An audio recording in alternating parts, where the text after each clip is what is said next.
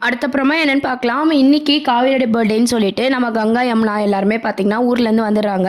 இப்போ விஜய் வீட்ல வந்து காவேரி சாப்பிட்டு முடிச்சுட்டு கிளம்புறாங்க. அப்போ பார்த்தீங்கன்னா, விஜய் என்ன சொல்றாருன்னா, "ஆட்டோ கிடைக்கிறது கஷ்டம். நானே கார்ல வந்து உங்கள விட்டுட்டு வந்துடுறேன்." அப்படின்ற மாரி சொல்றாங்க. காவேரி வேண்டாம் அப்படின்ற மாரி சொல்லும்போது, விஜய் வந்து சமாளிச்சு கூட்டு போறாரு. அப்போ பார்த்தீங்கன்னா, அவர் நெறைய ட்ரை பண்றாரு. இந்த மாரி காவேரிக்கு பழசெல்லாம் ஞாபகம் வரணும்னு சொல்லிட்டு, "கார்லாம் உங்களுக்கு ஓட்ட தெரியுமா?" அப்படின்ற மாரி கேட்குறாரு. அவங்களும் பார்த்தீங்கன்னா, யார் சொல்லிக் குடுத்தான்னு தெரியல. ஆனா எனக்கு கார்லாம் நல்லா ஓட்ட தெரியும் அப்படின்ற மாரி காவேரி சொல்றாங்க.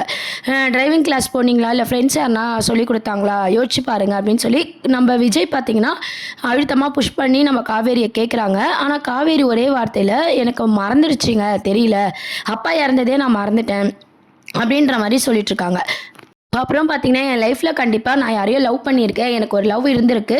ஆனா, ஏன் இன்னும் என் முன்னாடி வந்து அவரு நிக்கல? நான் தான் உன்ன லவ் பண்ணேன். நீ என்ன லவ் பண்ண. நம்ம லவ்வர்ஸ்ன்னு ஏன் சொல்லல? அப்படின்ற மாரி காவேரி வந்து அத யோசிச்சு பார்க்குறாங்க. இந்த மாரி விஜய் கிட்ட ஷேர் பண்றாங்க. சாரதாவும் இதெல்லாம் கேட்டுட்டு இருக்காங்க. அப்போ பார்த்தீங்கன்னா, விஜய் மனசுக்குள்ளயே நெனச்சுக்கிறாங்க. எல்லாத்தையும் நீ மறந்துட்ட காவேரி. என் கையால நான் சமைச்சேன். சித்தி, சித்தப்பா, இதுமாரி தாத்தா, என் வீட்டுக்கு வந்து கூட உனக்கு எதுவுமே ஞாபகம் வரலன்னு சொல்லி, ஒவ்வொன்னும் ஞாபகப்படுத்த விஜய் வந்து புஷ் பண்ணிட்டு இருக்காரு. காவேரி பார்த்தீங்கன்னா ஞாபகம் இல்லைன்னு சொல்றாங்க. விஜய்க்கு ரொம்பவே அது சேட் ஆயிடுது. ரொம்ப டென்ஷன் ஆகுறாரு. இதையும் வந்து சாரதா ஒரு பக்கம் பார்த்து ரொம்ப கஷ்டப்பட்டுட்டு இருக்காங்க. விஜய் அதுக்கப்புறம் பார்த்தீங்கன்னா, "நான் கண்டிப்பா உனக்கு ஞாபகம் வர வரைக்கும் நான் ட்ரை பண்ணுவேன்." அப்படின்ற மாரி சொல்லிட்டு விட்டுர்றாரு. அப்புறம் பார்த்தீங்கன்னா, வீட்ல விட்டுட்டு போறாரு. நான் ஆல்ரெடி சொன்ன அப்டேட் படி ராகவ் வந்து இன்னைக்கு எபிசோட்லேருந்து வந்து பார்த்தீங்கன்னா, திரும்பவும் வந்துட்டாரு. வந்தவர் என்ன சொல்றாருன்னா, சித்தப்பா கிட்ட, சித்தப்பா கொஞ்சம் நல்ல கேரக்டரா தான் கொண்டு போயிருக்காங்க. என்னன்னு பார்த்தீங்கன்னா, எல்லாரும் ஒரே ஊர்ல இருந்தாலும் தனித்தனியா தான் இருக்காங்க. நீ திருப்பியும் வந்து இந்த மாரி பழி வாங்கணும், இந்த வேலையெல்லாம் பண்ணிட்டு இருக்காத. அவங்க உயிர் பிழைச்சதே பெரிய விஷயம்னு சொல்லி சித்தப்பா சொல்றாரு. ராகவ் என்ன சொல்றாருன்னா, 1 வருஷம் இல்ல, 2 வருஷம் இல்ல, 5 வருஷம் நான் ஜெயில்லேருந்து வந்தேன். அந்த வலி என்னன்னு எனக்கு தான் தெரியும். எல்லாரும் ஒரே ஊர்ல இருக்காங்களே, எப்படி நிம்மதியா இதுக்கப்புறம் நான் விடுவேன் அப்படின்னு சொல்லி அவரு வந்து பேசிட்டு இருக்காரு. பார்த்தீங்கன்னா, ஒரு வில்லனோட என்ட்ரியும் சரி, ஒரு பார்க்கவே ஒரு வில்லத்தனமா இல்ல. ஏன்னா, ஆல்ரெடி பசுபதிய போட்டிருந்தா கூட கொஞ்சம் இருந்திருக்கும். ராகவ் போட்டது பார்த்தீங்கன்னா, அந்த அளவுக்கு ஒரு வில்லன் ரேஞ்சுக்கு கொண்டு வரல. அவரு வந்து இந்த டயலாக்லாம் விட்டுட்டு அங்கருந்து போயிடுறாங்க. அது கொஞ்சம் மொக்க சீனா தான் அத வந்து கொண்டுட்டு வந்தாங்க.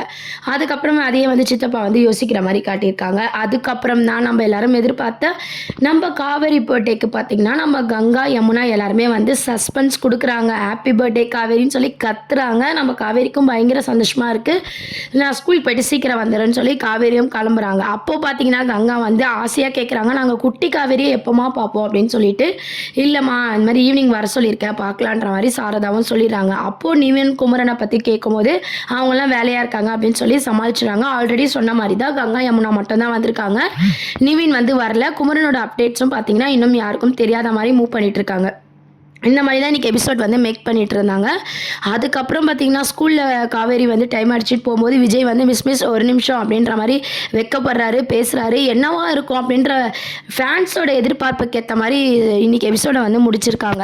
லவ் சொல்வாரோ அப்படின்ற மாரி சில பேரோட எதிர்பார்ப்பு இருக்கு. ஆனா கண்டிப்பா பார்த்தீங்கன்னா, அவரு லவ் சொல்ல மாட்டாரு. ஏன்னா, அத காவேரி வந்து தப்பா புரிஞ்சுப்பாங்கன்னு சொல்லிட்டு, ஹேப்பி பர்த்டேன்னு சொல்ற அந்த ஒரு வார்த்தைக்கு தான் பார்த்தீங்கன்னா, விஜய் வந்து வெட்கப்பட்டுக்கிட்டு, அத ஒரு ரியாக்ஷனா அழகா கியூட்டா நம்ம காவேரிக்கு வந்து நாளைக்கு எபிசோடில் சொல்ல போகிறாங்க. அதோட தான் இன்னைக்கு எபிசோட்ஸும் வந்து முடிச்சிருப்பாங்க.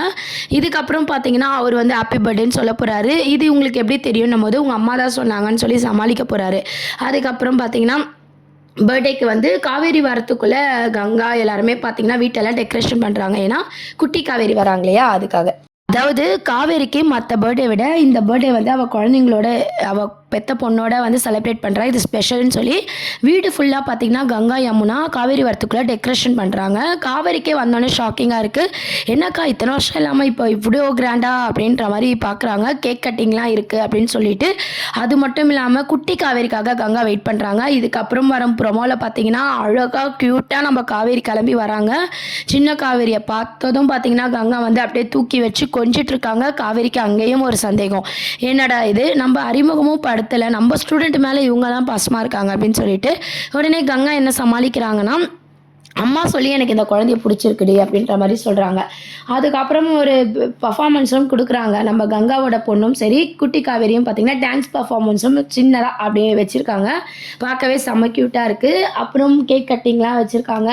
அப்போ நம்ம விஜயை பார்த்து நம்ம கங்கா சொல்கிறாங்க, இந்த மாதிரி செம்ம க்யூட்டாக ஹேண்ட்ஸமாக இருக்காங்கடி, லவ் பண்ணி கல்யாணம் பண்ணிக்கிறியா அப்படின்ற மாதிரி கேட்குறாங்க. நம்ம காவேரியும் பார்த்திங்கன்னா நல்லா தான் இருக்காரு, லவ் பண்ண என்ன தப்பு அப்படின்ற மாதிரி ஒரு லுக் விடுறாங்க. ஸோ காவேரிக்கு லவ் ட்ராக் இதுக்கப்புறம் அப்படின்றத அடுத்த ப்ரோமோல வந்து கிளியரா காமிச்சிருப்பாங்க. எல்லாரோட எதிர்பார்ப்பு என்னன்னு பார்த்தீங்கன்னா, நம்ம விஜய் என்ன கிஃப்ட் கொடுக்க போறாரு காவேரிக்கு அப்படின்ற ஒரு எதிர்பார்ப்பு இருக்கு.